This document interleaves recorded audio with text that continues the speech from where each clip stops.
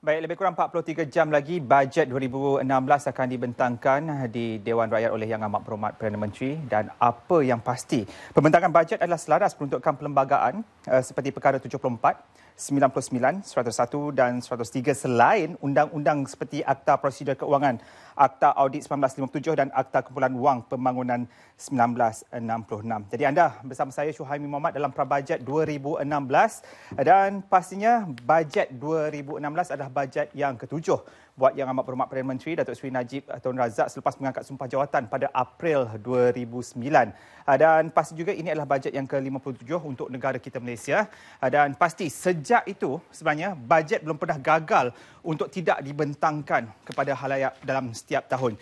Jadi ingin saya kongsikan ya, antara walaupun Yang Amat Berhormat Perdana Menteri telah pun mengangkat sumpah jawatan pada 2009, namun dari segi jumlah peruntukan bajet itu sendiri ingin saya kongsikan pada malam ini bermula pada tahun 2011 ya, bermula dengan 212 bilion ringgit pada 2011, diikuti pada 2012 232.8 bilion, 2013 251.6 bilion, 2014 264.2 bilion dan pada tahun lalu 273.9 bilion ringgit telah pun diperuntukkan untuk bajet 2015.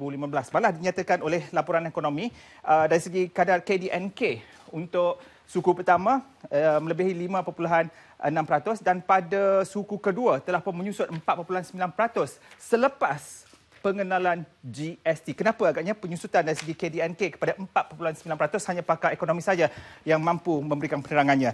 Dan apa yang pasti, ya, pelbagai pandangan telah pun dilontarkan khususnya apabila Yang Amat Berhormat Perdana Menteri memberikan satu landasan kepada rakyat untuk mengemukakan pandangan dan idea sumbang saran dalam rangka bajet 2016. Dan terdapat 3 topik utama sebenarnya yang telah pun mendapat perhatian yang cukup besar. Ingin saya kongsikan juga sebenarnya 3 yang terbesar adalah tentang kos sara hidup, tentang perumahan dan juga kehidupan di bandar, malah dalam topik pendidikan.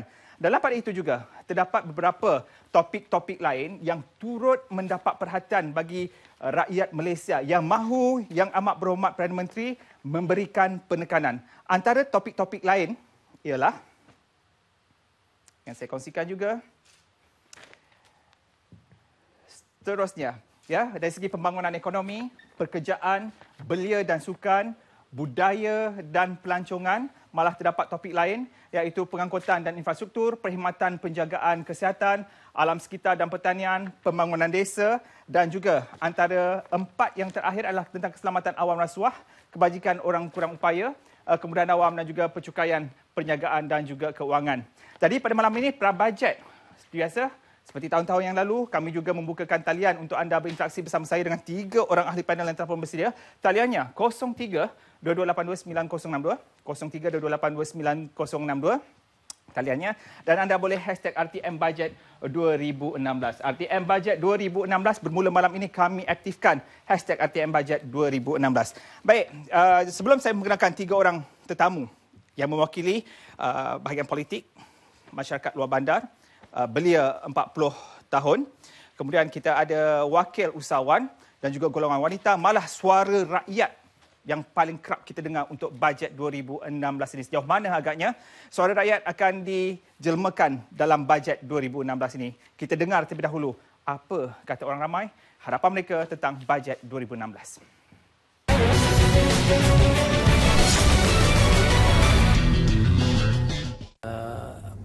Obviously saya nak menumpukan tumpuan kita adalah untuk menaikkan peluang untuk kaum India di sektor pelajaran dan di sektor perniagaan, to increase ataupun menambahkan peluang untuk mendapatkan pinjaman.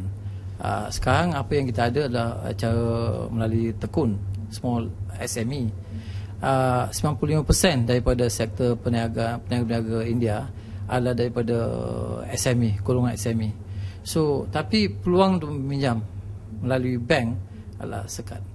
Dan saya harap kalau kerajaan boleh bagi peruntukan sebanyak 100 juta just for the sector of SME je, ataupun tekun loan, dan menaikkan limit dia, ataupun sekarang adalah terhad pada 50,000 seorang.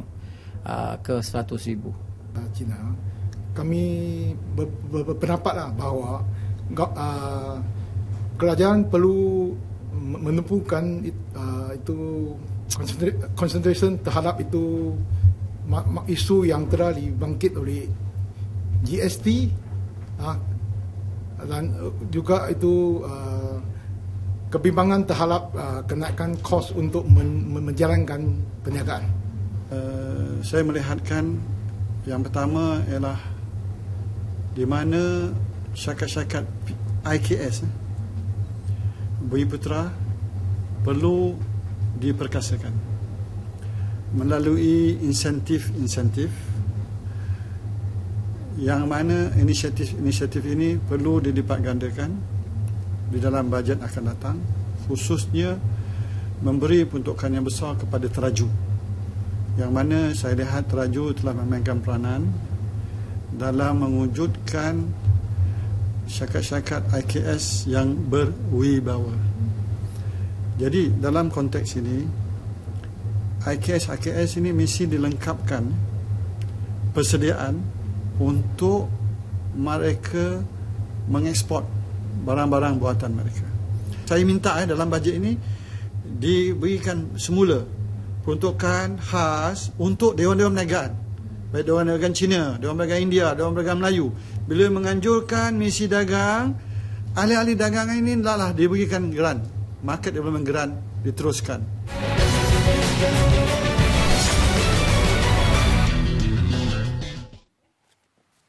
Baik, Alhamdulillah saudara, kita bersama dalam menanti pembentakan bajet 2016 pada hari Jumaat ini oleh Yang Amat Berhormat Perdana Menteri, dan pastinya sejak itu banyak cakap-cakap baik bagi mereka yang berada dalam industri, ahli-ahli ekonomi, ahli akademik, malah bagi rakyat Marahain juga sentiasa memperkatakan tentang bajet 2016 ini. Jadi untuk mengatakan tentang bajet 2016 hampir bersama dengan saya pada malam ini, selalu duduk jauh tapi kadang-kadang hujung minggu pun duduk dekat. Tertarik harga macam mana Datuk? Naik turun sama dekat lagi? Tempat biasa kita tak naik. Tak naik ya. Tak naik. Jadi kita jumpa tempat biasa. Jadi ini dia Datuk Nazim Johan, Ketua Aktivis Persatuan Pengguna Islam Malaysia yang juga dikenal dengan Tok Ki. Jadi panggil malam ni Tok Ki seperti biasa. Lebih baik panggil Tok Ki pasal orang tua ni kalau dia nasihat orang kena dengar. Okey, baik. Jadi Tok Ki itu dia. Dan masih juga bersama kami pada malam ini adalah Datuk Normaziah Sheikh Muhammad, Pengarah Urusan Megapadu Senyum Berhad, mewakili golongan wanita, dan juga IKS usahawan. Jadi pada malam ini mungkin soalan-soalan saya berkisar tentang hal itu, dan di hujung sana adalah saudara Jamawi Jaafar, Ketua Penerangan Pemuda UMNO Malaysia, mewakili golongan belia, mewakili masyarakat luar bandar. Itu mungkin juga topik kita, dan saya mahukan ketiga-tiga ahli panel pada malam ini saling bertingkah. Ya, kalau tak setuju kita cakap, kita open pada malam ini. Jadi seperti biasa, soalan pertama saya belum lagi soalan yang berbentuk kritikan ataupun soalan-soalan yang panas. Dikatakan, saya hujung dulu kepada saudara Jamawi Jaafar, bajet 2016 yang Amat Berhormat Perdana Menteri juga mengatakan ia satu bajet yang sukar. Jadi kesukaran itu bagaimana agaknya kalau dapat diterjemahkan dari sudut pandang seorang ahli politik, malah mewakili golongan belia 40 dan juga masyarakat luar bandar? Assalamualaikum warahmatullahi wabarakatuh. Salam sejahtera, salam satu Malaysia. Saudara Soimi, ahli panel dan sidang penonton. Dalam keadaan ekonomi kita sekarang, kita melihat bahawa kesukaran itulah yang dikatakan oleh Perdana Menteri untuk menzahirkan bagaimana bajet 2016 ini akan dapat dirungkai dan dimanfaat oleh keseluruhan rakyat Malaysia. Yang pentingnya bagi saya adalah rakyat ingin melihat pelaksanaan GST pada tahun ini dengan kutipan yang saya tengok pun makin lama makin meningkat, di mana cara kerajaan untuk menyampaikan dan juga menyalurkan kutipan GST ini. Jadi inilah yang dinanti-nantikan oleh rakyat, anak muda, rakyat, masyarakat luar bandar dan sebagainya. Kerana bagi kita kenaikan kos sara hidup adalah salah satu perkara yang dibincangkan, bukan sahaja di bandar tapi juga di luar bandar. Dan ianya disekalikan pula dengan penurunan harga komoditi getah dan kelapa sawit. Jadi ianya orang Sabah bilang bikin sengsara. Jadi kalau kita sengsara, kita merasakan bahawa rakyat mengharapkan bajet pada kali ini kerajaan berkorban untuk rakyat. Untuk melihat bagaimana kerajaan mengembalikan kepada rakyat hasil negara dan juga hasil yang ingin kita pacu sama-sama. Isu perbezaan harga antara Semenanjung, Sabah dan Sarawak itu masih lagi Ya, itu masih lagi walaupun kita ada mekanisme untuk mendapatkan harga yang seragam dengan memperkenalkan kedai rakyat satu Malaysia dan sebagainya, tapi masih banyak lagi pekan-pekan di Sabah, Sarawak yang belum mendapat akses kepada kedai rakyat satu Malaysia. Jadi dinyatakan berkenaan dengan kos pengangkutan, dinyatakan berkenaan dengan akta kabotas dan sebagainya. Jadi ini semua harus juga dirungkaikan. Begitu juga dengan allowance. Allowance kaki tangan awam yang berkhidmat di Sabah daripada Semenanjung agak tinggi berbanding dengan allowance kaki tangan awam di Sabah yang berkhidmat di Semenanjung. Jadi ianya juga menjadi persoalan. Jadi saya ingat bajet 2015 yang Amat Berhormat Perdana Menteri ada menyatakan bahawa JPA tengah menyusun atur beberapa skop dalam JPA perkhidmatan awam, dan saya merasakan bahawa mungkin pada tahun ini ada beberapa yang telah diselesaikan, bolehlah diumumkan supaya menjadi kegembiraan kepada rakyat. Okey, malam ni Tok Ki kena bersama saya, menyebelahi saya. Sebab apa kenyataan saya ini berkaitan dengan golongan wanita. Golongan wanita ni selalu minta lebih. Okey, dan sebelah you. Sebelah golongan wanita ni sentiasa minta lebih. Betul tak, Tok? Betul. Betul Jadi tahun 2015 peruntukan bajet Dato' Namazia, 2.26 bilion ringgit telah pun diperuntukkan kepada golongan wanita yang satu peruntukan besar, dan saya pasti setiap tahun peruntukan itu akan ditambah. Betul. Jadi untuk tahun ini peruntukan itu memang mahu ditambah, tapi untuk kegunaan yang bagaimana? Okey, kebanyakan wanita sekarang ni tengah kata orang bergiat untuk buat bisnes kecil-kecilan. Memang saya tengok kat kampung-kampung semua nak buat bisnes, walaupun duduk kat rumah nak buat kerepek, nak buat jahit baju, whatever thing. So jadi memang bajet nak kena lebih kepada golongan yang sebegitu, because yang itu adalah pemangkin kepada ekonomi, menjana ekonomi, membantu suami ataupun seisi rumah. Jadi kita nak ada target sampai 4,000 and above punya bracket income seisi rumah kan. Jadi dengan cara macam ni wanita ni dapat membantu seisi rumah punya income. Jadi memang kebanyakan wanita-wanita kat luar sana semua memang memintalah saya pun bercakap pasal untuk membantu golongan-golongan yang sebegini, yang kecil-kecil sekali, bukan kata dah pertengahan tapi kecil. Tapi untuk orang yang bekerja pula, kalau saya tanya juga pekerja-pekerja saya apa masalah diorang sekarang ni kebanyakan macam yang bekerja income yang bawah 3,000 kan, dia dapat BRIM. Tapi yang suffer sekarang ni, yang apa kata orang merasai kesusahan dia, orang yang bracket income yang pertengahan, di mana dia tak dapat BRIM, income tax kena bayar, and ada additional lagi sebab dia punya cost of living pun dia dah kata orang dah quite established daripada orang-orang yang below 3,000 ni. Kalau kata below 3,000, kalau si isteri gaji dia 1,500 ke 1,800, suami 2,000 ke macam tu, yang isteri tu kerja dia receptionist je, kerani je. Jadi dia orang pakai MyV, tak ada pakai macam executive level, dia orang dah start pakai Honda ke something like that kan. Jadi dia terasa kat situ memang amat terasa memang tak cukup. Itu bagi mereka golongan wanita yang berkerjaya pun tak cukup. Bagaimana pula dengan ibu-ibu tunggal, ibu-ibu tinggal ini betul, Jadi peruntukan-peruntukan khas juga perlu dilihat. Untuk jadi untuk Tok Ki, sememangnya bajet 2016 dengan apa yang saya kongsikan pada peringkat awal tadi dengan 3 topik teratas yang penting kepada pengguna yang telah pun disumbangkan oleh rakyat Malaysia, semuanya mahukan kos sara hidup. Jadi ini topik hari-hari. Sebenarnya kos sara hidup adalah topik hari-hari, tapi nampak gaya kita tidak bergerak jauh dan kita pun tidak dapat mengatasinya secara berkesan. Dan nampak gayanya apa yang kita minta pun orang lain minta juga. Dan kita lihat mungkin disebabkan ada cadangan yang datang kepada persatuannya, mungkin kita kena beralih arah sedikit. Kita pergi ke yang nombor 3 tu. Nombor 3, pendidikan. Pendidikan. Sebenarnya rasanya lah kita kena mungkin merubah kaedah lah. Pasal kalau kita minta mungkinlah, saya setuju, saya tak ada nak bergaduh dengan orang perempuan. Saya bagus sikit. Gentleman. Cuma saya rasa kita kena menghayati keadaan yang kita ada sekarang ini. Dan menginsafi segala cabaran yang ada dalam masyarakat kita. Kita menghadapi banyak masalah masyarakat, lebih kepada sosial yang mungkin berpelajaran, tapi pendidikan ataupun kebijaksanaannya agak boleh perbahas. Apa yang saya maksudkan adalah mungkin juga kerajaan boleh betul-betul melihat ke arah memberi nafas baru ataupun memberi persepsi baru kepada pengguna. Cukup untuk cukup begitu lama pengguna ni, dia kalau boleh nak beri lebih, nak macam-macam lebih, tapi kita di persatuan ni kita kurang sikit. Kita kurang ke arah memanjakan diri kita. Mungkin orang ramai pun tak suka. Tapi untuk kita maju, macam Datuk kita ni, tanyalah dia berniaga. Kalau dia manjakan memang tak jadinya. Ini sebab dia tak manja, dia apa, dia berlawan, dia jadi diamond.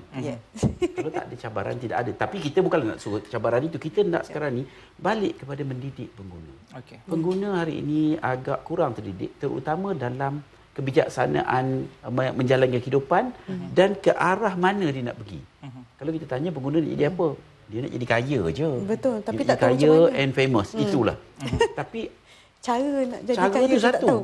Yang paling penting akhlak itu. Betul. Kalau dia kaya, dia mencuri pun tak apa. Betul Contohnya juga. dia tak kisah dah. Ya. Pasal yang dia naknya kaya. Jadi kita kena menukar persepsi dan arah tuju rakyat ini supaya faham, supaya kuat jati diri dia. Hari ini orang kita lemah jati diri. Cukup lemah. Kalau kita bandingkan dengan yang 2 juta ke 3 juta pekerja yang datang ke Malaysia itu, memang jauh dia orang kuat jati diri. Orang Bangla tu walaupun dia kurang handsome sikit, tapi kadang-kadang ramai handsome pun. Daripada orang Malaysia ni, kalau dibandingkan saya rasa ketahanan jiwa kita memang lemah. Jadi kita nak kuatkan jati diri, nak melalui tak tahulah kursus-kursus ke apa juga kaedah, melalui TV ke, melalui drama ke, melalui apa juga untuk membangkitkan jati diri kita. Jangan mengharapkan sangat. Biar kita kuat. Kerjaan nak bagi alhamdulillah, tapi tidak semestinya kita perlu meminta-minta. Pasal kita pun boleh berbuat sesuatu. Dan kita orang Malaysia bukannya orang. Saudara Jamawi, dia mengkering, dia tengok dari anak mata. Saya nak kembali kepada peranan pengguna. Peranan pengguna. Dalam kita mendidik pengguna, dalam kita ingin memberikan ruang lingkup pilihan kepada pengguna, tapi persatuan pengguna harus memainkan peranan. Harus minta kepada kerajaan, jadikan kami ini sebagai mata-mata di setiap pekan. Biarkan kami ini mempunyai kad kuasa untuk melihat bahawa ada harga-harga barang yang dinaikkan secara berlebihan. Jadi ini peranan yang harus dimainkan oleh persatuan-persatuan pengguna. Tidak kira persatuan pengguna Islam ataupun persatuan pengguna yang mana-mana. Bekerjasama dengan persatuan pengguna yang ditubuhkan di peringkat daerah. Kerana saya lihat inilah kengkangan kita. Bila kerajaan umumkan GST dilaksanakan, ada peniaga mengambil kesempatan. Tetapi kita kekurangan kaki tangan daripada kementerian tertentu yang menyebabkan ianya tidak dapat kita laksanakan. Bagaimana untuk mengawal kenaikan tersebut supaya tidak terlalu membebankan kepada rakyat. Jadi ini yang pentingnya. Walaupun dalam keadaan kita mendidik pengguna, tetapi kita harus minta sokongan daripada kerajaan supaya bagi peranan kepada pengguna jadi mata-mata kepada kerajaan. InsyaAllah rakyat kalau melihat di mana-mana ada pengguna, di setiap kedai ada pengguna, yang memantau, rakyat melihat bahawa kerajaan mendengar suara hati rakyat. Setuju. Tapi kita ke arah nak pengguna itu mempunyai inisiatif juga. Hari ini memang kita tengok kerajaan charge 6% GST. Tapi pengguna bayar sampai 30%, 40%. Memang itu tak kena. Tetapi pengguna juga perlu buat sesuatu. Okey, you nak charge tinggi? Tak payah. Okey, tak apa. Hari ini saya mungkin terpaksa beli 1 biji cili, pasal dah tinggi nak makan cili kan. Tapi mula pada sekarang saya tanam cili pasal saya ada. Kawasannya ini dekat kampung ke serai ke kena juga beli dekat pasar. Hendak si budaya lah. Hendak si budaya. Jadi bila Datuk Kis dah menyebut tentang GST 6% pada 1 April 2015, mungkin agaknya bagi Datuk cakap-cakap rakan-rakan usahawan wanita semua bahawa GST mungkin akan dikurangkan ataupun akan kekal. Ringkas sikit Datuk. Tak, maksudnya kalau GST tu dah diimplementkan. Jadi kita pun dah menerimanya, dah melaksanakannya kan. Sekarang ni apa yang wanita-wanita kat luar sana yang harap adalah other things akan lower down lah. Okey. Maknanya Jadi harga GST barang dah tu ada, sendiri, tapi benda-benda yang lain akan dikurangkan. Jadi macam 6% tax. GST pun akan kekal untuk 2016. Kalau boleh diturunkan, alhamdulillah, syukur. Siapa tak nak kan? Tapi kalau tak boleh, nak diimplementkan juga, tak apa. Tetapi other areas lah macam income tax ke ataupun whatever things yang ada akan dikurangkan. Tol dikurangkan, you know, all those other things. Okey, Dato', Saudara Jamawi dan juga Toki, kita sebenarnya juga perlu melihat kenapa bajet itu dibentangkan. Dan antara sebab-sebab yang dapat saya kutip sebenarnya adalah untuk memberi arah kepada tindakan kerajaan untuk memaksimumkan faedah dari penggunaan sumber yang terhad, dan ketiga, bajet sebagai alat yang mempengaruhi kegiatan ekonomi negara dan pengagihan kekayaan bagi menjamin keadilan sosial. Dan bercakap tentang keadilan sosial, selepas ini saya ingin menyentuh BRIM kerana itu antara subtopik yang cukup dinantikan oleh rakyat kepada mereka yang layak, kerana sejak 2012 dilaporkan 5.2 juta isi rumah telah pun menerima BRIM. Jadi untuk 2016 mungkinkah BRIM ini akan diteruskan? Pastinya, ya, kerana janji sebelum ini menyatakan bahawa BRIM akan diteruskan. Jadi kita berhenti seketika, saudara. Talian kami buka 0322829062 semuanya selepas kami berhenti dan kembali dari berehat. Jangan ke mana-mana.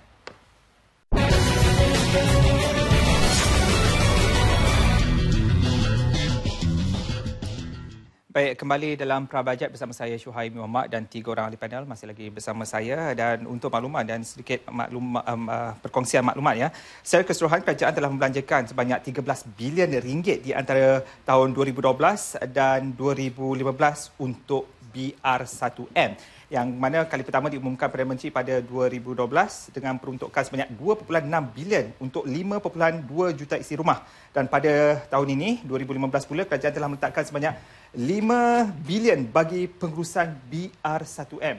Jadi satu jumlah yang besar. Jadi jumlah ini dikatakan akan terus meningkat, saudara Jamawi, ya. Dan pastinya untuk 2016. Sebelum ini Amal Perdana Menteri telah pun membuat janji bahawa BRIM akan diteruskan dan jumlah itu akan ditingkatkan. Jadi untuk 2016, jauh mana agaknya BRIM diberikan, tapi hasilnya dari segi perjalanan ekonomi mungkin kita nampak turun naik, tapi keberkesanan bantuan BRIM itu sendiri. Saya ingat perkara ini susulan daripada rasionalisasi petroleum, di mana kita telah dapat menjimatkan apabila kita mengurangkan daripada subsidi pukal kepada subsidi yang lebih tersasar. Maksudnya kalau ketika yang lalu bila ada subsidi minyak, semua yang memiliki kenderaan besar berbelanja lebih dan dia mendapat subsidi yang lebih. Tetapi Pak Ali yang menaiki motosikal di kampung, dia mengisi minyak motosikal dengan harga yang kurang dan subsidi yang kurang. Tetapi dengan mengadakan BRIM ini, maksudnya masyarakat kampung akan merasai keseluruhannya. Saya pernah bertemu dan juga menyampaikan bantuan-bantuan ini, makcik-makcik dan juga pakcik-pakcik ada yang menangis. Tersentuh dengan bantuan ini kerana bagi dia, seumur hidup dia, anak dia sendiri pun tak pernah bagi dia RM500. Tapi kadang-kadang kita yang di bandar ini atau kita yang merasai yang ini bukan satu perkara yang keperluan, kita merasakan ianya sebagai gula-gula. Tapi kalau kita katakan gula-gula dan perlu diberhenti, banyaklah yang kerajaan bagi kita boleh stop. Contohnya bantuan persekolahan RM100 seorang. Kenapa kita tidak pertikaikan? Kerana ia juga seumpama gula-gula. Kenapa kita tidak pertikaikan sara hidup nelayan? RM250, 2014, 2015 diberi RM300.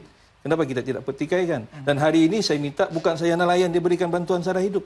Kalau boleh penoreh getah dan juga pengusaha sawit yang kecil-kecilan ini kita bagi. Kita berikan mereka sara hidup seperti mana nelayan. Tahun 2015 nelayan mendapat 250 juta untuk baiki rumah.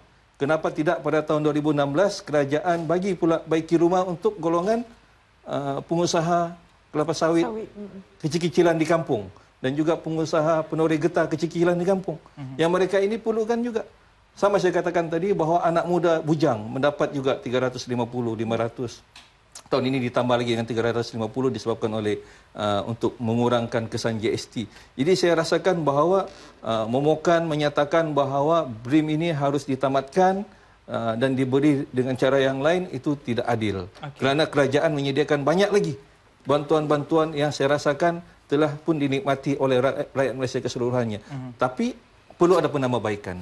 Bagaimana untuk kita menyampaikan dan bagaimana untuk cara rakyat melihat bahawa inilah satu kerajaan yang mesra kepada rakyat dan memahami jiwa anak-anak muda di peringkat ekonomi. Okey, bila mendekati rakyat itu sendiri, Tok Ki, dari segi mekanisme, kita dengar di luar sana, rakyat mahukan, ada yang mahukan bahawa mekanisme pemberian BR1M itu diubah. Kalau menerusi artikel Sinar Harian yang saya temui ini menyatakan mencadangkan dua perkara. Yang pertama, meletakkan syarat kepada penerima, dan kita boleh mengambil inspirasi daripada Brazil, salah satu negara perintis awal bantuan seperti BR1M ini. Yang mana anak-anak penerima haruslah menghadiri sekolah. Dan yang kedua, mereka harus juga mendapat rawatan kesihatan setahun sekali. Ini antara syarat-syarat bagi memastikan kesinambungan. Jadi, satu peruntukan telah dikeluarkan untuk BRIM, tapi dapat diselamatkan untuk kesihatan dan juga pendidikan. Satu usaha yang kita lihat menarik. Jadi, pandangan Tok Ki? Saya lebih kepada memberi syarat. Okay. Pasal kita tengok ada setengah pengguna yang kita dekati. Dia bukannya terima kasih sangat pun. Yang dekat-dekat bandar ni lah, mungkin dekat kampung tu dia orang lebih menghargai kan. Ada satu masa tu kena beratur nak ambil. Nak bagi-bagi je lah, masuk dalam akaun. Ini satu jenis manusia yang kurang menghargai. Hari ini kita dah bagi masuk akaun dah. Betul-betul. Tapi adakah kita mengikut apa yang dia kehendaki itu akan membuat dia berterima kasih dan sedar. Jadi kita rasanya orang yang tidak berterima kasih ini kita put one side. Tapi apa pun kita lebih kepada contohnya bagi BRIM, okey, pilih keluarga ke pilih mereka yang berkemampuan atau mereka yang minta. Lepas tu ia seharusnya bersifat pada kita ya, bersifat macam kupon. Okey. Pasal kalau tidak, kalau saya dapat BRIM, saya beli top up je. Mungkin ataupun saya beli rokok. Betul. Jadi kalau boleh kita beli, okey, you boleh pakai BRIM ni, kupon dia di kedai Satu Malaysia. Kecuali tak boleh rokok, tak boleh beli. You pakai kad kita punya kad IC kita tu untuk debit card, as a debit card.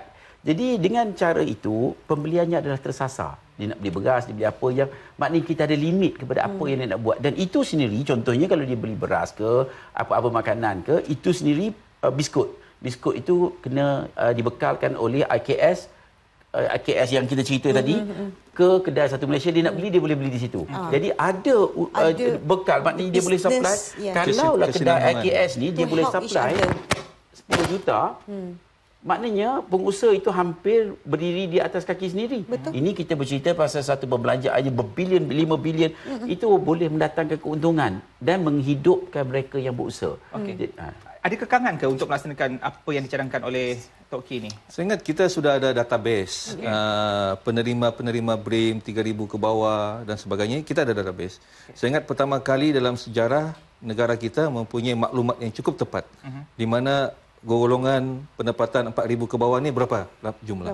Dan sekiranya diamalkan seperti kita katakan oleh Datuk tadi untuk diberikan kupon ataupun diberikan kad untuk menebus keperluan-keperluan barangan, keperluan harian dan sebagainya, itu satu cara yang baik.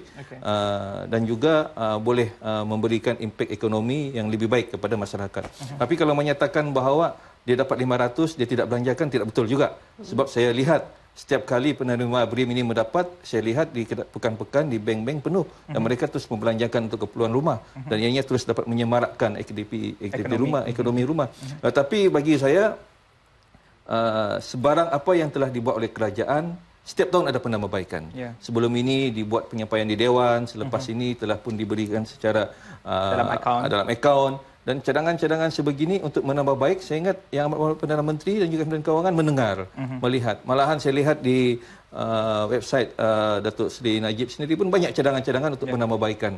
Jadi ianya adalah amat baik apabila kita mendapat pandangan daripada peringkat bawah dan kita angkat, dibincangkan dan seterusnya dijadikan dasar. Okey, Datuk Nur Mazia. Dan saya setuju. Saya setuju dengan kata Datuk tadi. Tok Ki tadi pasal yang semua IKS ni, yang kecil-kecil punya IKS ni membekalkan barang-barang keperluan ni kepada kedai Satu Malaysia ke, ada orang boleh claim kat situ. Jadi kita membantu sesama kita. Hiduplah semua di industri hidup. Yang actually yang IKS ni pun is orang yang menerima BRIM juga. Because dia orang memang kecil. Jadi dia berpusing kat situ. Jadi the economy cycle is there. Jadi barulah kata ada kesinambungan tu. Cadangan tu baik, tapi yang saya katakan awal tadi, banyak lagi pekan-pekan kampung bandar yang tidak ada akses kepada kedai rakyat satu Malaysia. Jadi ini kengkangan kita. Jadi mungkin biarlah kerajaan saluran yang lain pertamakan dulu pelan-pelan melihat bagaimana mekanismenya. Yang mana ada. Jadi bermula dengan yang mana yang jumlah boleh. kedai rakyat satu Malaysia ni untuk bajet 2016 akan ditambah, itu kebarangkalian.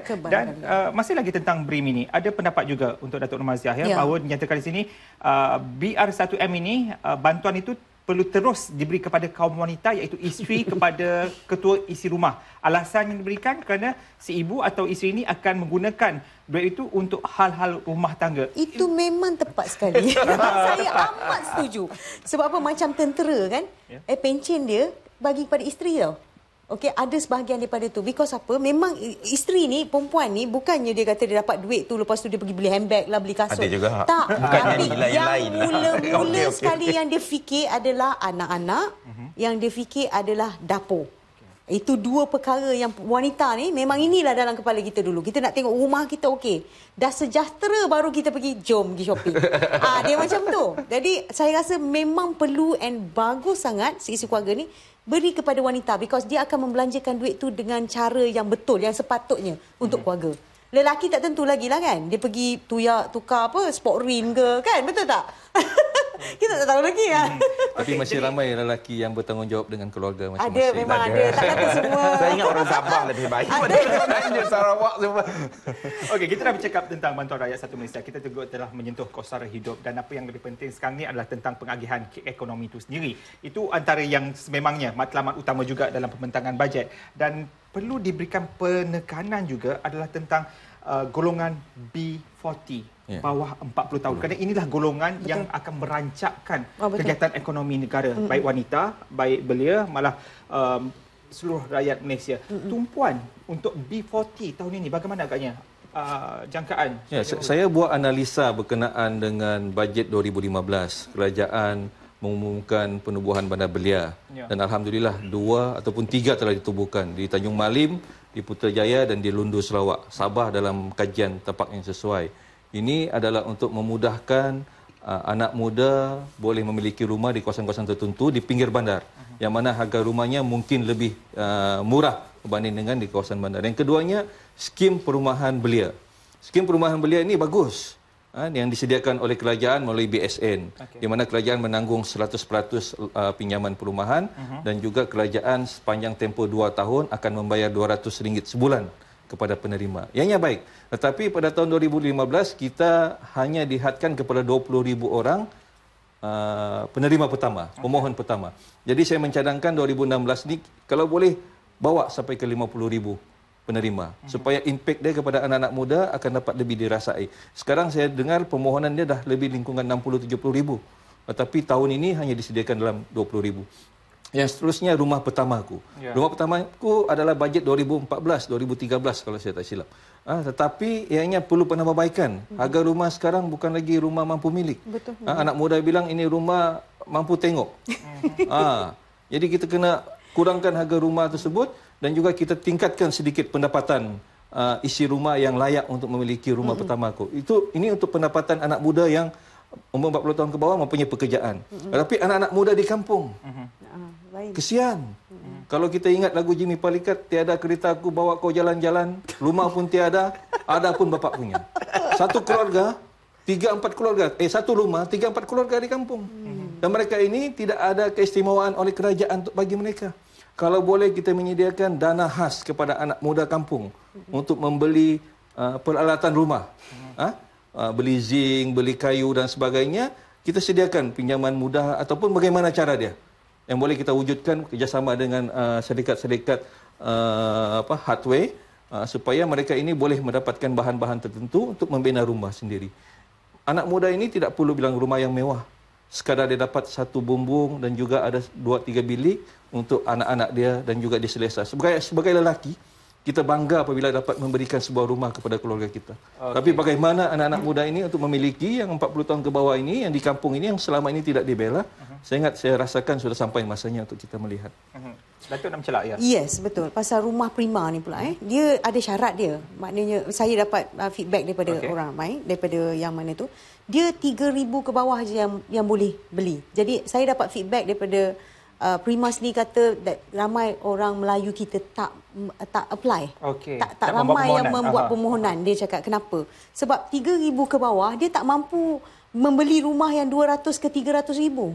Because sebulan nak kena bayar bank about 1,200 to 1,500 sebulan. Dia punya income 2,800 ke kata seisi rumah. Macam mana nak mampu beli rumah prima? Itulah masalahnya. Saya rasa yang syarat tu dia kena ubahlah. Maybe naikkan lagi 5,000 ke ataupun yang 6,000 ke seisi keluarga.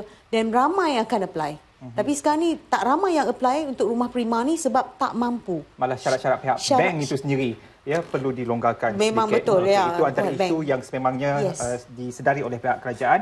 Seorang pemanggil di talian. Hello. Halo, Assalamualaikum. Waalaikumsalam. Siapa di talian? Afandi. Siapa?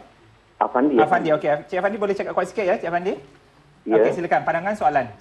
Saya macam ni. Apa yang saya setuju dengan apa yang Datuk Nazim dan Datuk Norma tadi. Tiga saya setuju.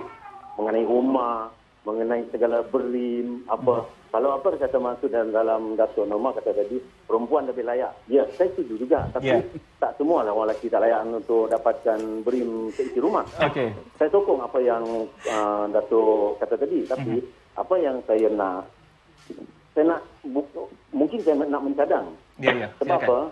Kalau jabatan dapat 500, tetapi mengapa? Ini saya ada pakai perkataan mengapa orang pension cuma dapat 200 saja.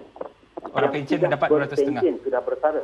Sedangkan apa yang saya tahu, yang dalam persaraan tidak semua dia makan gaji lebih daripada 1,000 ke atas. Ada yang kurang daripada 1,000 ke atas, tapi dia cuma dapat 250 saja setiap kali ada bonus bulan tahunan daripada kerjaan. Okey. Satu. Kedua, apa yang saya ingin nak kemukakan, contoh, saya sendiri pesara. Dah potong rumah 700 lebih, tinggal balance gaji 500 lebih. Itu pun saya syukur Alhamdulillah oleh kerana saya dapat segala-gala daripada kerajaan. Saya sokong penuh apa yang dikatakan dalam BRIM 2016. Saya pun dah beli paper hari ini, dah baca. Saya tajuknya, saya seronok dengar. Apa yang saya nak, orang yang berpension, kalau orang yang masih bekerja dapat 500, saya nak juga cadangan bercadang supaya PM kita boleh bagi juga yang bersara sama seperti mana orang yang masih bekerja. Itu saja. Itu harapan dan juga harapan saya dapat orang yang bersara kurang daripada 1,000 dapat juga 500 setiap tahun kalau ada bonus 500. Contoh. Ini contoh yang saya bagi. Okey, baik. Terima kasih Cik Afandi. Ini saja Encik Suhaimi. Terima kasih. Assalamualaikum semua. Waalaikumsalam. Okey, saya perlukan pandangan balas. Namun begitu kita perlu berehat seketika dan kembali selepas ini.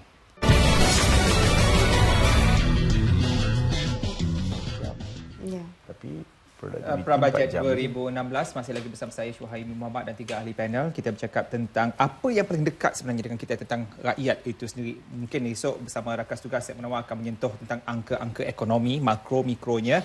Namun seperti mana pemanggil kita Saudara Afandi, mungkin isu ini adalah isu yang terpencil atau terlepas pandang atau sememangnya perlu diberi perhatian. Cik Jamawi. Ya, saya pun saban kali bila dengar bajet pencen menerima bonus 250, kemudian kelayakan BRIM dan sebagainya, kadang-kadang terfikir juga bahawa ianya rasanya harus disamaratakan lah. Kerana mereka ini juga adalah penyumbang kepada ekonomi negara. Mereka ini jugalah yang telah merancangkan ekonomi negara apabila mereka berkhidmat dahulu. Dan sekurang-kurangnya penghargaan kita kepada mereka ini selagi mana mereka masih bersama-sama dengan kita, dan mereka juga mempunyai bebanan tanggungan, harusnya kita sokong, saya sokong. Dan saya ingin tambah berkenaan dengan belia 40 tahun ke bawah. Penggalan GST menyebabkan isu harga prepaid card menjadi polemik pada ketika tersebut. Dan saya sendiri telah mengeluarkan juga beberapa kenyataan. Dan saya mengharapkan tempoh 6 bulan yang berakhir pada hujung bulan ini, sekurang-kurangnya Perdana Menteri kita akan mengumumkan sesuatu yang memberikan kegembiraan kepada semua, terutamanya anak muda. Kerana anak muda ini beli top up kadang RM10, RM5, RM20. Dalam masa yang sama kita memahami penggunaan prepaid card ini daripada penduduk asing, pekerja sosial dan juga pekerja daripada negara luar ramai dalam negara kita. Tapi mungkin kita ada mekanisme untuk mereka ini bagaimana. Tetapi untuk rakyat kita, untuk anak-anak muda yang sentiasa ingin berdamping dengan kita untuk mendapatkan maklumat-maklumat melalui internet dan sebagainya, harus kita memberikan satu peluang untuk mereka menikmati kadar seperti mana yang sebelum ini. Itu berkenaan prepaid. Yang keduanya, rumah transit. Anak muda yang memulakan pekerjaan di bandar, terutamanya Kuala Lumpur, Pulau Pinang, Kota Kinabalu, Kuching dan sebagainya, mereka sukar untuk mendapatkan kadar rumah sewa yang agak murah. Dan bajet 2015 yang lalu, kerajaan telah wujudkan rumah transit yang dikendalikan oleh Kementerian Perumahan. Dan saya diberi maklum bahawa rumah yang disediakan untuk tahun ini lingkungan 480 buah dan permintaan melebihi daripada penawaran. Dan saya minta supaya bajet disediakan lebih untuk tahun 2016 supaya anak-anak muda yang baru keluar universiti mendapat pekerjaan dalam sektor awam ataupun sektor swasta boleh tinggal selama 2 tahun di rumah transit sebelum mereka boleh berupaya untuk memiliki rumah yang lebih selesa di luar sana. Ini kita minta tambah. Begitu juga dengan kalau kita ada skim rumah pertamaku, kalau boleh kita ada skim keretaku, kereta pertamaku. Kerana anak-anak muda ini mereka memerlukan juga kenderaan untuk mencari rezeki dan sebagainya. Untuk anak muda mengeluarkan modal sebagai wang pendahuluan dengan gaji lingkungan 1,800 agak mustahil kerana mereka terpaksa meminjam daripada pihak lain, jadikan sebagai wang pendahuluan dan kemudian ada lagi loan bank untuk kereta mereka. Kenapa kita tidak mengadakan skim kereta pertamaku di mana kerajaan menyediakan melalui bank-bank tertentu kerjasama supaya mereka ini boleh mendapatkan pinjaman secara 100% terutamanya kenderaan nasional. Jadi ini adalah antara kemahuan anak muda. Banyak lagi ada minta supaya disediakan subsidi bantuan lampin pakai wang anak-anak dan sebagainya. Dan satu lagi, saya sebagai ibu bapa yang mempunyai anak OKU, saya minta supaya peluang dan juga ruang diberikan kepada ibu bapa yang mempunyai anak OKU ni untuk bukan saja bilang pekerjaan, tetapi juga bantuan-bantuan yang lain. Saya dengar banyak masalah juga di peringkat bawahan dan saya ingat kerajaan kita sentiasa prihatin kepada anak-anak OKU ni. Okey, jadi banyak permintaan sebenarnya di luar sana dan kita melihat sebenarnya juga dijadikan jenaka oleh warga netizen. Kalau kata dia, kita mengharapkan tahun 2020 dah mula melihat kereta terbang, tapi apa yang kita lihat sekarang adalah aiskrim dalam pasu. Itu yang dijenakakan dan kehendak pastinya berbeza-beza, adalah mustahil tidak berakhir. Dan dalam satu aspek lain yang sering kali kita alpa ataupun tidak terpandang adalah tentang aspek keselamatan rakyat Malaysia. Dengan kita mengambil contoh apa yang berlaku di Lahad Datu pada satu ketika, malah dalam tempoh bencana alam pada penghujung tahun lalu, aspek-aspek keselamatan malah baru-baru ini MKN sendiri di Dewan Rakyat yang amat berhormat Perdana Menteri telah pun mengangkat supaya diberikan perhatian Majlis Keselamatan Negara dari aspek operasinya. Jadi untuk keselamatan Tok Ki, keperluan rakyat untuk tahun 2020, 5 tahun sebelum jadi negara maju, negara berpendapatan tinggi, bagaimana untuk kita melihat kedudukan aspek keselamatan itu? Kalau kita dapat kekal apa yang ada pun saya rasa sudah cukup. Pasal ini sebenarnya, sebab itu saya selalu bila cerita saya balik kepada individu, kepada orang itu sendiri. Maknanya setiap rakyat perlu bertanggungjawab. Ya. Kalau kita tengok di sini, kita bercerita pasal keselamatan, contohnya di utara, yang berapa agensi yang menjaga tu, ya, polis lah, askar lah, tentera lah, segalalah, custom. Tapi still juga bolos. Akhirnya bolos. Jadi ada yang tidak kena. Kita tidak mahu satu situasi kita mengadakan anggota keselamatan, lepas tu kita kena ada pemantau kepada anggota keselamatan pula. Pasal nak tentu dia buat kerja, lepas tu kita kena ada pula. Jadi kita jadi satu society yang saya rasa kurang bertanggungjawab. Pasal kita tidak pergi kepada mendidik, kepada tanggungjawab. Itu adalah asas. Asas balik kepada memprogramkan diri kita. Kita boleh buat kerja 20 jam. Tapi kita buat mungkin 2, 3, 4 jam saja. Kita ni, bahagian itu memang kita keras sikit. Kita melihat banyak benda-benda yang boleh diselesaikan dalam mungkin 1-2 phone call. Tapi kita berbulan-bulan kita tidak selesai. Jadi ini balik kepada pendidikan kita, pada jati diri kita, pada akhlak kita. Kita tak kisah pada orang lain, kita kurang bertanggungjawab. Jadi sistem yang perlu ada sekarang adalah untuk membuat reprogram tambahan. Pasal apa jua tambahan pada keselamatan adalah hardware.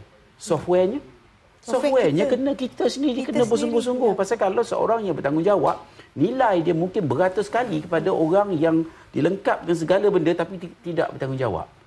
Dan menghendaki sesuatu sogokkan, matilah kita. Cuba kita bayangkan satu hari ini, kalau di Malaysia tidak ada isu rasuah. Cuba bayangkan macam mana efisiennya negara ini dan betapa tingginya produktiviti. Tapi hari ini kita nak buat benda pun semuanya ada kira-kira. Jadi kita rasa bukan semua begitu, tapi cukup untuk sebahagian daripada masyarakat yang tidak amanah ini merosakkan semua sekali, merosakkan imej. Kalau di luar negara orang mengata kita ini macam ni. Jadi benda ini cukup tidak sihat. Jadi kita perlu sihatkan kembali, balik kepada program apa yang kita nak rakyat kita jadi. Apa jenis rakyatnya? Adakah rakyat seperti rakyat di Nigeria ataupun di Afrika ataupun di Jepun ataupun di Korea? Apa yang kita nak? Rakyat kita supaya pegang pada cakap. Hari ini kita kalau boleh jadi bahan gelak ketawa kan, sama ada cakap tak pegang ataupun main bola pun 10-0. Jadi saya tak tahu suka mana, saya pun tak minat bola, tapi hakikatnya itulah dia, maknanya kita kena ubah balik. Sedangkan orang ada lesen kapal terbang? Tak ada. Siapa ada lesen kapal terbang? Tak ada. Tapi ada orang tu dia boleh ada lesen kapal terbang, tangan tak ada. Cuba bayangkan, inilah kekuatan jati diri seseorang yang telah determine to do something. Jadi kita nak rakyat kita determine nak menukar negara ini supaya transform. Supaya dia nak gaduh politik, itu politik soal politik. Tapi rakyat tetap kena taat kepada negara ini. Politik, you ada your political master, kita tak boleh nak paksa. Tetapi kita mesti jadi rakyat Malaysia ini pergi keluar negara pun tunjuk, you daripada mana? Dia buat tak dengar kadang-kadang. Jadi pasal dia nak kena jawab. Jadi dia pun mungkin tidak equip untuk menjawab. Tapi hakikatnya kita lemah. Jadi kita kena perkasakan diri kita. Jadi bila kita ada rakyat yang perkasa, negara daripada rakyat, dia pergi kepada negara. Ataupun balik kepada keluarga. Keluarga itu perlu memperkasakan diri masing-masing. Hari ini kita tengok keluarga kita almost macam keadaan hancur kan. Nenek bunuh anak, anak atuk bunuh nenek. Jadi saya pun tak tahu nak cerita equation mana kan. Jadi ada benda yang amat tidak kena dalam diri kita hari ini. Jadi sebab itu kita melihat kita kena balik juga hal ke sana. Walaupun yang hardware je kita ready dengan kapal terbangnya, ngejet kapal benda sekali, tapi orangnya mesti akhlaknya. Ya, betul. Okey, dan kita berada di minit-minit terakhir, dan kalau kita bercakap tentang kejutan untuk bajet 2016 ni, di mana agaknya? Tok Ki dulu. Bagi kat dia lah. Okey. Kejutan. Okey, kejutan bajet untuk 2016 ni. Kejutan is actually GST diturunkan lah. Okey, itu paling besar. Atau dihapuskan ke apa kan. Itu kejutan paling besar lah. Tapi saya nak apa ni sikit macam saya sebagai kata orang owner of the company saya ada pekerja yang bekerja bawah saya apa semua. Yang saya bayar gaji. Saya kesian tengok keluhan mereka ni yang medium income ni apa semua kan. Yang kerani-kerani semua suka dapat BRIM kan. Tapi yang medium income, yang executive level and everything semua ni mengeluh sangat-sangat. Dia orang dah beli kereta Honda, dia orang dah ada apa ni kan. Jadi saya nak naikkan gaji dia orang. Tapi masalahnya ekonomi kita slow down. Projek pun kurang. Jadi bila projek kurang, macam mana syarikat kita nak making money to naikkan gaji masing-masing. Sekarang ni degree holder kan, saya boleh hire 2,400, 2,500 pun saya dah boleh dapat. Dan ramai pula big giant company dah retrench orang bekerja. Sampai dalam Facebook pun orang minta kerja kat saya. So saya rasa macam kesian kan. Kita memang nak bagi pekerjaan dengan diorang, tapi bagaimana saya ingin contribute balik kepada rakyat ni, yang pekerja-pekerja ni, nak hire diorang. Walhal kita sendiri pun nak mencari job pun susah. Jadi saya haraplah kerajaan membanyakkan infrastruktur punya bisnes ataupun projek-projek, especially kat Semenanjung, sebab tahun ni banyak kat Sabah dan Sarawak. Jadi Semenanjung dia kata orang murung sikit kan. Jadi kita orang ni mencari apa yang patut, sebab kita kalau nak pergi ke Sabah dan Sarawak, it's quite difficult for our infrastruktur kita semua kat sini kan. Jadi harap that kerajaan tu lagi satu, kata orang memberi kepercayaan balik the foreign investor to come in. Dan barulah ekonomi kita rancak, barulah kita boleh harga GST ada ke, harga barang naik pun tak apa, because as a owner I can pay kata orang boleh Jadi kalau bayar. duit tak kisah bayar, apa ada masalah? Bayar gaji dia orang dan sedikit tinggi-tinggi. daripada Saya membawa harapan rakyat luar bandar. Kalau kaki tangan awam mendapat bonus dan sebagainya, mungkin kejutan mungkin lebih sebulan atau tidak, itu terpulang. Tetapi saya minta supaya kerajaan menyediakan harga lantai untuk komoditi, kelapa sawit dan juga getah. Walaupun kita sudah ada skim pembangunan getah 100 juta untuk tahun ini, tetapi ianya tidak memenuhi kerana kita menggunakan harga SR 20. Kalau boleh kita minta harga latex di ladang disediakan harga lantai. Kalau harganya turun daripada harga tetapkan, kita sediakan subsidi kepada mereka. Begitu juga dengan kelapa sawit. Kerana 40% anak-anak kita ataupun masyarakat kita berada di luar bandar bergantung kepada komoditi tersebut. Jadi saya kepada Yang Amat Perdana Menteri, kita sandarkan harapan, insya-Allah. Jadi harapan yang menggunung sebenarnya ya untuk bajet 2016 khususnya bagi rakyat kita sendiri. Jadi terima kasih kepada Tok K, terima kasih kepada Datuk Nur Maziah dan juga Saudara Jamawi Jaafar. Kita sama-sama nantikan ya untuk bajet 2016 secara langsung nanti akan kami bawakan pada hari Jumaat 23 hari bulan bermula 3 petang untuk perbincangan dan langsung di Dewan Rakyat bermula pukul 4 petang pada 23 Oktober ini. Dengan itu, Assalamualaikum. Esok bersama rakan saya, Syed Munawar, yang akan menyentuh secara langsung tentang angka-angka ekonomi negara. Assalamualaikum, jumpa lagi.